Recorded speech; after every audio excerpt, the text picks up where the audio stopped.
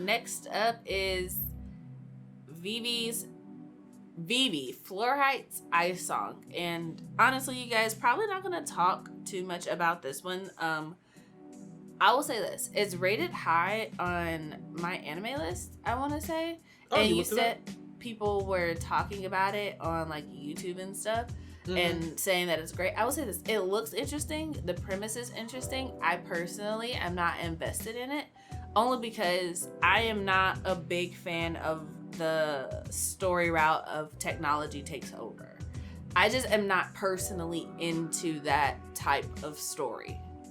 Yeah, to me, I understand what you're saying, but it doesn't feel like a giant technology takes over. It's more doesn't.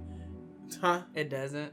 No, to me, it's... Because that's not what the time period where it's set in. It's more like the journey to prevent this from happening. You know? And to me, that there's a difference in there. But it's neither here nor there. The story is basically just about, like, in the end, like Chelsea alluded to, robots take over. It's a big whole ugly thing, whatever. Basically, some dude in the future, 100 years from now, he sends back this AI.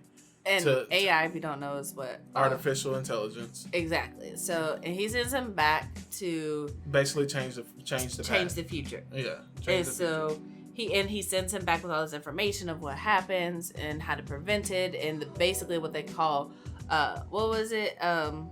basically certain critical points in history. Like, this happened and we need something different to happen so we don't end up on this path. Yeah. And the AI he sent back is named Matsumoto. And he sends it to Vivy, or better known as Diva.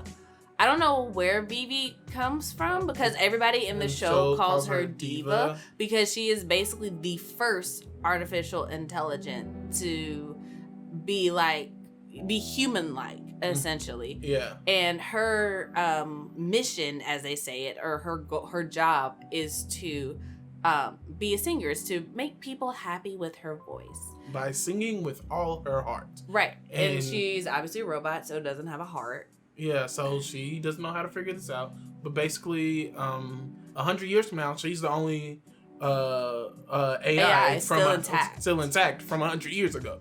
So... Yeah. Because basically she gets moved to a museum because she is the first, and they use her design and replicate her for other robots. But then once they replicate them, obviously technology, it gets better the more you do it. So they put her in a museum as like, this was the first, this was the predecessor, this was the original. Yeah. And so when the AIs take over 100 years in the future, then it's like she's still there because she's shut down and hasn't been used in a century. Yeah. So it's a cool little show though, because the artificial intelligence actually is intelligent, but at the same time, each of them were programmed with a singular mission, and everything they do really revolves around that mission. Yeah. So this Matsumoto AI, who's taking the form of a teddy bear. Talking teddy bear, because of course. Yeah, ironic or whatever. He's basically getting Vivy to like go on these missions with him to change things, and it's just. And she's not necessarily on board with it because she's designed to make people happy, so she wants to save everyone. And Matsumoto's like, that's not the mission. Yeah, that's not his mission. So he's like, he only tells her certain information and just enough to get her to do the mission the way he wants it done. You know. So, but she's more kind-hearted and cares about people and AIs and wants to investigate. She acts more human-like, really. Except in her language. Her language is very stock AI. It doesn't have a whole lot of inflection. And speaking of language, this is probably the greatest reason why we almost didn't even make it 3 episodes. And that's Matsumoto. He talks entirely too fast.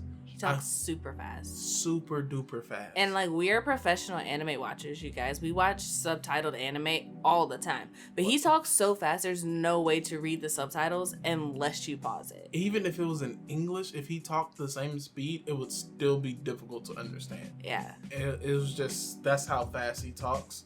And it's just like, it's very annoying. And it's a brain hurdle when you're watching. Yeah, definitely didn't like that part. But honestly, I really don't have a lot to say about Vivy. I mean, it is what it is. It's a cool story or whatever, but not a great story. And it looks good. It looks good. It's an anime original. Probably part of the reason why we don't care for it as much is because it's by the same person that did ReZero and some other show. But you know, we got tired of ReZero in a lot of ways.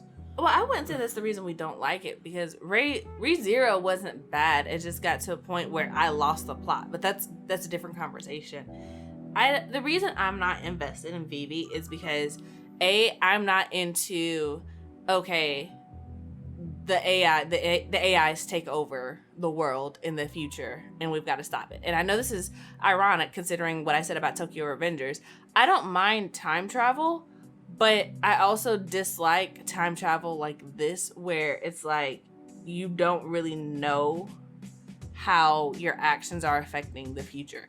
And I will say this, and it's interesting because Tokyo Revengers and Vivy have the same type of time travel. Like, it's affecting the same timeline and you're trying to prevent a bad thing that happens in the future. But where with Tokyo Revengers, I feel like it's a personal investment.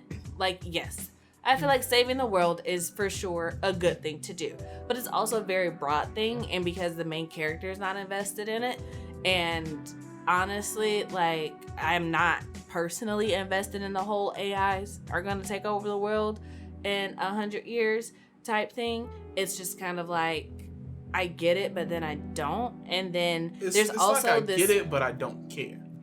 I get it, but I don't care. And there's also huge time gaps in the anime. So from between episode 2 and episode 3, there was like a 15-year time gap. Yeah. But you can't tell because Vivi's a robot. She doesn't age. Masumoto's a robot. He doesn't age. Yeah. And so the only difference is there are more AIs walking around that look like Vivy. Exactly. Yeah. So I mean, they're different. They have different personalities and stuff. But, I mean, they're the same level as advanced or even more advanced than she is. Yeah.